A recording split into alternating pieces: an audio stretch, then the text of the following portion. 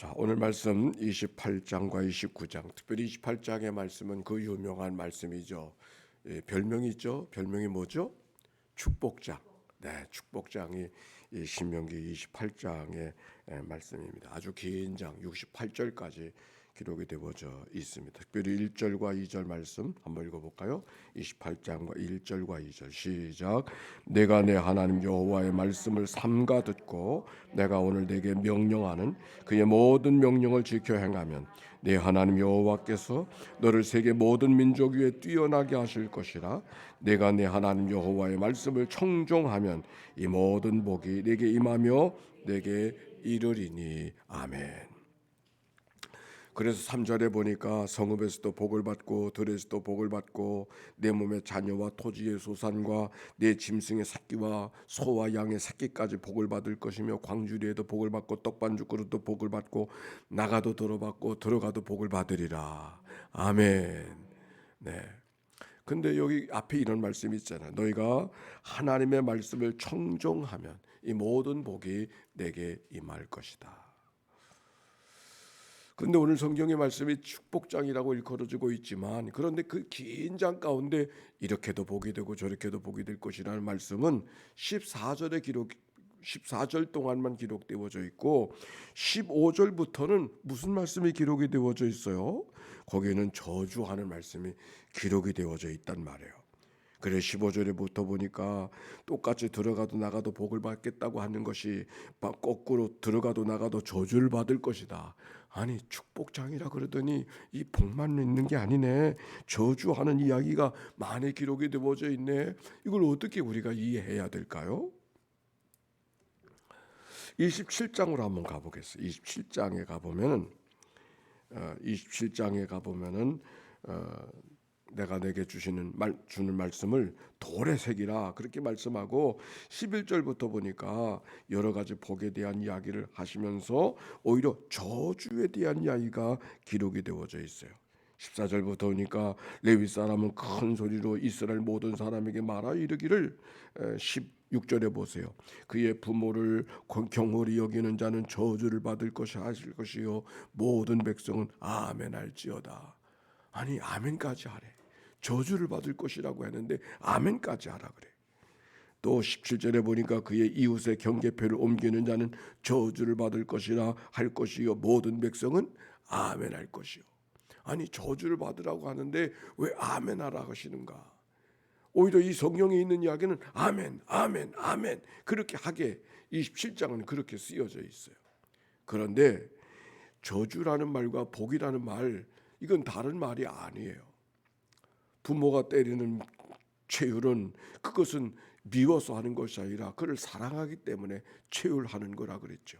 오늘 여기 성경에 있는 말씀 저주한다고 하는 말, 축복하지 않고 왜 저주하는 말을 하고 있는가? 저주 받으라는 말이 아니라 어떻게 하든지 복을 받으라. 복에 대한 간절한 마음이 오히려 저주 받는 말씀 속에 담겨 있는 것이죠. 복도 그냥 하늘 복이 아니잖아요. 하나님의 말씀을 지켜 행하면 복이 될 것이다. 또 저주는 그냥 저주가 아니잖아요. 하나님의 말씀을 지켜 행하지 아니하면 너희들이 저주를 받을 것이다. 어쩌면 하나님의 말씀을 지켜 행하면 복이 될 것이라는 말씀에도 아멘 하는 것처럼 하나님의 말씀을 지켜 행하지 아니하면 저주를 받을 것이라 역시 아멘 해야 하는 거죠. 그래서 27장에는 많은 저주가 12가지 저주가 기록이 되어져 있어요. 왜 같은 말이면 그러면 곱게라는 말은 적당한 말인지 모르겠어요. 아니 듣기 좋은 말로 복을 주시는 말로 해주시지 왜 저주라는 말을 통해서 하나님께서 말씀을 지켜 행하는 말씀을 하고 계실까? 27장에 나오는 12가지의 죄는 이게 12가지의 일들은 이게 죄인지 아닌지 다른 사람은 몰라. 누구만 알아? 자기만 알아. 우리가 재판을 한다고 해서 옳고 그름을 이야기하기 때문에 재판을 하지만 재판장으로 재판장을 판단해 주는 건 무슨 증거가 있다든지 외적인 어떤 모양이 다르다든지 했을 때 그 재판이 되는 것이지 혼자 속으로 거짓말을 하고 혼자 속으로 다른 마음을 품은 것은 재판장이 어떻게 판단해요? 누가 판단해요?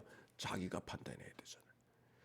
여기 저주라는 말을 소위해서 저주할지어다 아멘할지어다 라고 말씀하고 있는 것은 은밀한 죄, 자기 혼자만 하는 잘못들, 이거는 자기가 판단해야 되는 거거든요. 그러니까 자기가 굳게 의지하고 의지를 갖고 이 말씀대로 살아가야 되겠다, 이 말씀을 준행해야 되겠다고 하는 것은 남이 가르쳐 주는 것이 아니라 자기 자신이 결심해야 되기 때문에 저주받을지어다 했을 때 아멘 그렇게 말씀하는 거예요.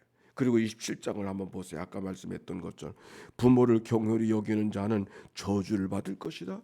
부모를 소홀하게 여기는지 아닌지는 자기가 알잖아요. 자기가 아멘 할지어다. 그의 이웃의 경계표를 옮기는 자는 저주를 받을 것이야. 표 없이 살짝 이웃의 경계표를 옮기는 것, 그저 증거가 드러나지 않아요. 누가 그러는지 몰라. 자기는 알아. 맹인에게 길을 잃게 하는 자는 저주를 받을 것이라. 객이나 고아나 과부의 송사를 억울하게 하는 자는 저주를 받을 것이라. 그의 아버지의 아내와 동참하는 자는 그의 아버지 하체를 드러냈으니 저주를 받을 것이라. 짐승과 교합하는 모든 자는 저주를 받을 것이라. 자매들과 여러 가지 성적인 일들 저주를 받을 것이라. 자기만 하는 거예요. 은밀한 것이기 때문에.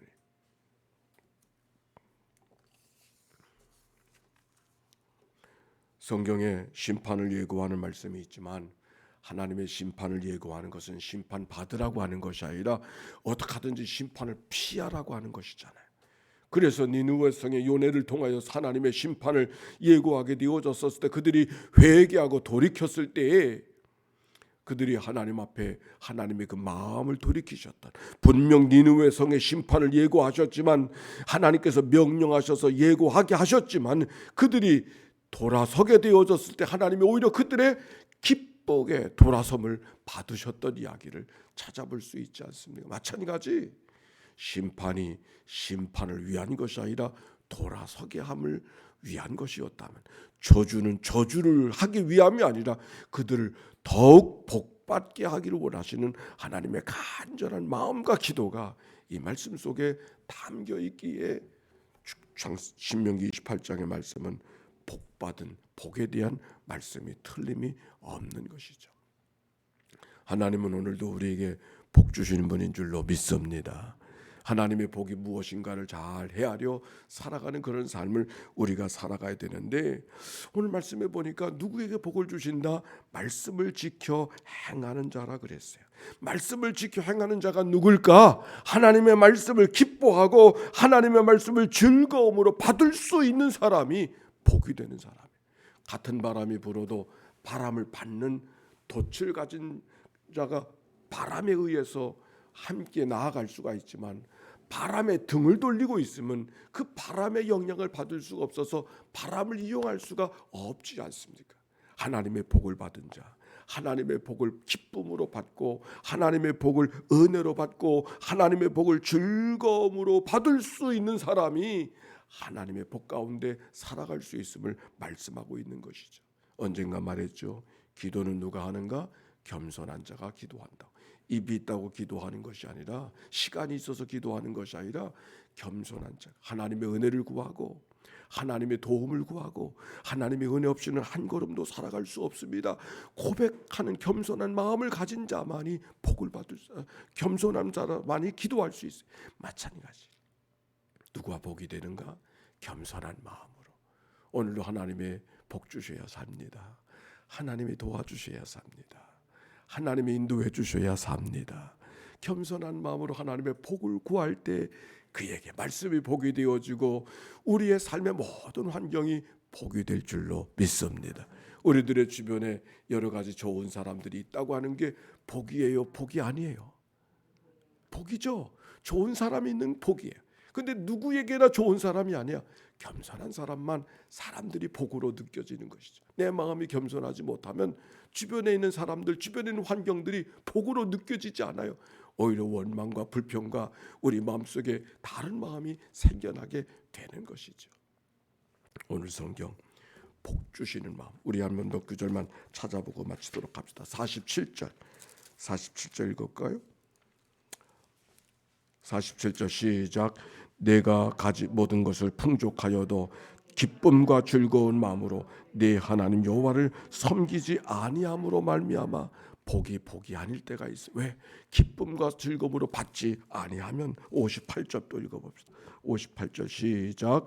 내가 만일 이 책에 기록한 이 율법의 모든 말씀을 지켜 행하지 아니하고 내 하나님 여호와라 하는 영화롭고 두려운 이름을 경외하지 아니하면, 내 마음이 교만해서 하나님의 말씀을 말씀으로 받지 아니하고 경외하지 아니하면, 하나님을 사랑하고 하나님을 두려워하지 아니하면 그 모든 것들이 복이 될 수 없을 것이다 하는 말씀인 것이죠. 복인가 아닌가를 구하기 전에 하나님 오늘도 겸손한 마음으로 은혜를 구하는 마음을 허락해 주옵소서. 이것이 이 아침에 우리의 기도가 될 때 모든 것이 복이 되어지는 그런 은혜의 삶, 정말 들어가도 나가도 복이 되어지는 그런 삶이 우리 안에 하나님이 약속해 주신 대로 열려질 줄로 믿습니다. 이 모든 말씀 하나님이 주신 말씀입니다. 기도하며 나갑니다. 하나님 겸손의 마음을 허락해 주옵소서. 하나님 기도하십시다. 사랑이 많으시고 자비로우신 하나님 감사합니다. 오늘도 하나님 앞에 겸손함으로 겸손한 자에게 은혜를 베풀어 주시고 교만한 자를 대적해 주신다고 했는데, 하나님의 복이 하늘과 땅에 널려져 있는데 복을 복으로 경험하는, 기쁨과 즐거움으로 경험하는 하나님의 은총의 삶을 살아가도록 인도해 주옵소서. 이 한날을 다 주께 의탁합니다. 복 주신 하나님의 은혜 속에 넉넉한 믿음의 삶을 살아가게 하옵소서. 감사합니다. 이 아침 복 주시마 약속해 주신 하나님의 말씀을 아멘으로 받습니다. 말씀대로 살아가는 복된 하루 되게 하옵소서. 나가도 들어가도 앉아도 서도 복이 되는 이날 되게 하옵소서. 눈에 보이는 모든 것이 복이요, 느껴지는 모든 것이 복이요, 만나지는 모든 사람이 복이 되는 그런 삶을 살아가게 하옵소서. 드려진 예물을 축복해 주시기를 원하오며, 오늘도 슬픔을 당한 가정 위에 하나님의 넉넉한 위로가 임하게 하옵소서. 예수님의 이름으로 기도하옵나이다. 아멘. 이제는 성부, 성자, 성령 삼일체 하나님의 크신 은혜와 사랑과 역사가 이제와 같이 영원히 함께해 주시기를 축원하옵나이다. 아멘.